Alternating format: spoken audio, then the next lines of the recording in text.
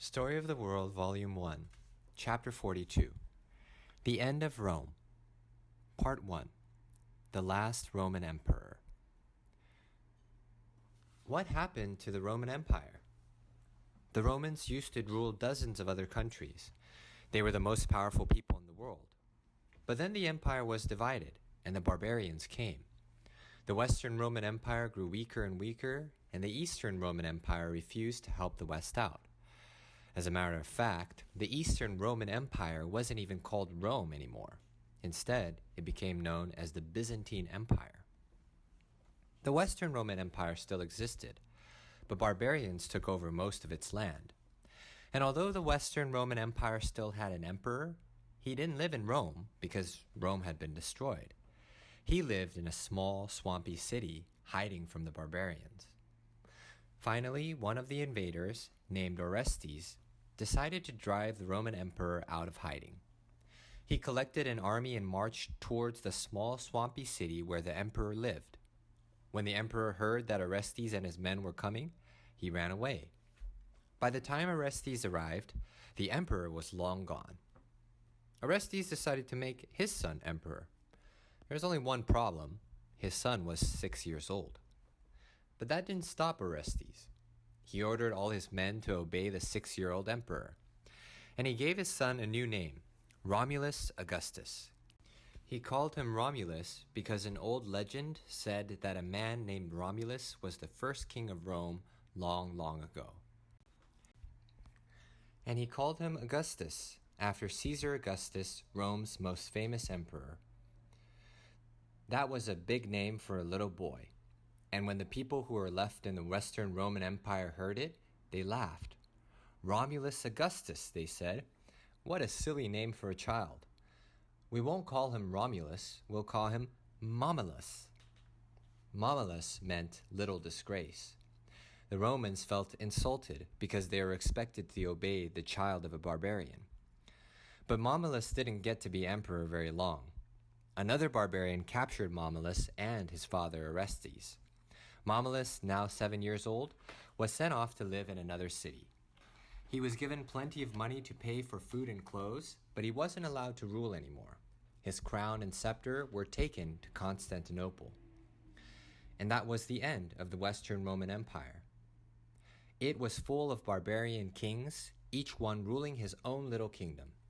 The lands that used to belong to Rome now belonged to them. The new settlers still used the wide, beautiful Roman roads. Rome's huge buildings still stood, although many were beginning to crumble away. Many people still spoke Latin, the language of the Romans. And the barbarians had begun to learn Roman ways and Roman customs. But the Roman Empire itself was gone forever. Over in the Eastern Roman Empire, now called the Byzantine Empire, people mourned. Rome had been a great and beautiful city, but now it was in ruins. As long as an emperor still ruled, there was hope that Rome might be great again. But now the last Roman emperor, a little boy younger than you, had lost his throne. Rome would never again rule the world. Story of the World, Volume 1, Chapter 42. The End of Rome, Part 2. The Gifts of Rome. The Roman Emperor is gone. The ancient city of Rome was destroyed.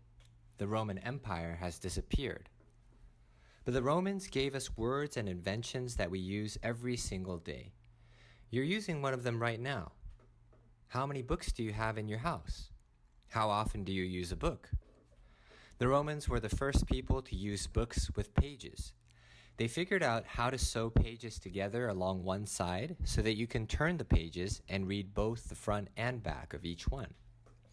Before the Romans, people used scrolls, long pieces of paper or animal skin that you had to unroll to read and roll back up whenever you were finished.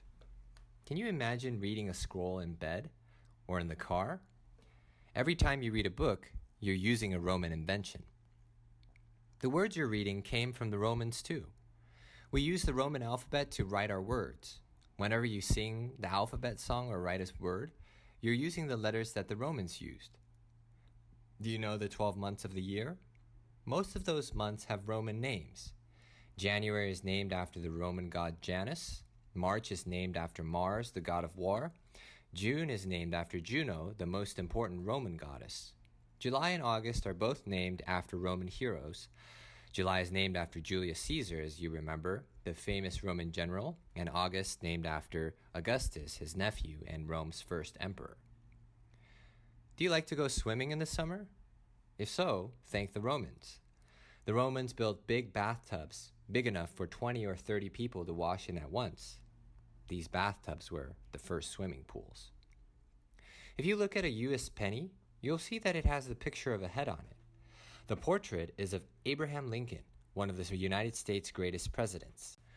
The Romans began the custom of putting the heads of great leaders on coins. They put pictures of their emperors on their coins. Today, we put pictures of our leaders on coins, copying the Romans.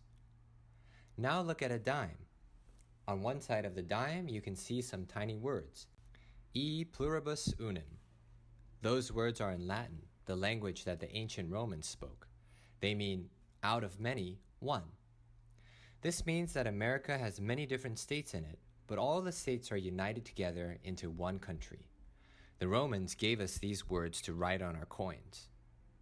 We live on the Earth, but there are 7 other planets in our solar system: Mercury, Venus, Mars, Jupiter, Saturn, Uranus, Neptune. All of our planets have Roman names. They are named after Roman gods and goddesses. Jupiter was king of the gods. He was a big, important god, and Jupiter is a very big planet. Mars, remember, like the month of March, is named after the god of war. Mercury is named after the messenger of the gods, and Venus is named after the goddess of love and beauty. Saturn is Jupiter's father. Neptune is the god of the sea, and Uranus the god of the sky. Finally, even our words come from Rome. The English language borrowed many, many words from Latin, the language of the Romans. Can you figure out what English words come from these Latin words? The frigidarium was the room where Roman bathers jumped into very cold water. What word sounds like frigidarium and keeps things cold? The refrigerator. A Roman child lived in a familia with his mother, father, sisters, and brothers. What is a familia? A family. The Latin word for book was liber. What word sounds like liber and is a place where books are kept? A library. In Latin, a ship is a navis. Do you know what word comes from navis? It means many ships that sail together. That's right, navy. Have you ever written PS at the end of a letter? If so, you've used Latin words. PS stands for the Latin words postscriptum, or after the writing. A PS goes after the main writing of the letter, and we call it a postscript today. In Rome, a florist was a beautiful plant that smelled good. Can you think of a beautiful plant that smells good and sounds like florist? Our word flower comes from the Latin floris. Even though the ancient Roman Empire is gone, we use the words, inventions, and ideas of the Romans all the time. So in a way, Rome will never completely disappear. The gifts that the Romans gave to us are still with us today.